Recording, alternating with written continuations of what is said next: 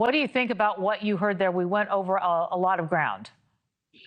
Yeah, I mean, I think Musk really made clear that this is not, the end of the DOGE process by any stance. He, will continue to be around the White House. The president said he will be back and forth. And, he talked about the goals originally were $1 trillion. Musk expressed confidence that they could reach that at some point. But at the same point, they have a long way to go. They've identified somewhere in the neighborhood of $160 to $175 billion in savings. We're now entering the budget process in which the Republicans in the House and Senate will try to cement those savings into the budget.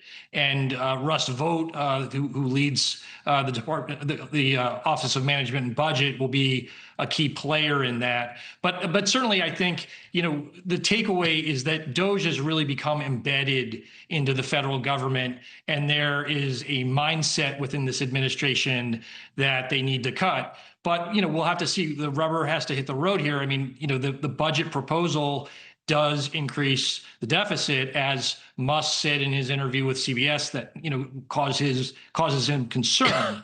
So the question is, how committed is this administration to long term to achieving that type of $1 trillion in savings? Yeah, I was just going to ask you what Musk's legacy will be as his brief time as the head of DOGE, and they talked about the continuation of these efforts. Anything that stands out to you as when we look back at his time, what that will be?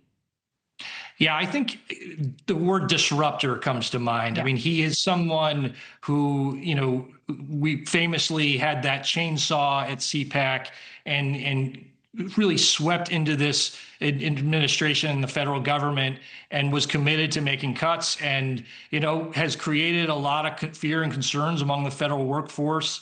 There are tens of thousands of workers in the federal government who don't have their jobs any longer and are leaving the federal workforce. And so I think he is someone who is just bringing a new way of thinking to implement cutting. All right, we've got to leave it there. I really appreciate your perspective. Ken Thomas, thank you very much. Thank you for watching. Subscribe below and download our NewsNation app right now on your phone, and you will get fact-based, unbiased news for all Americans.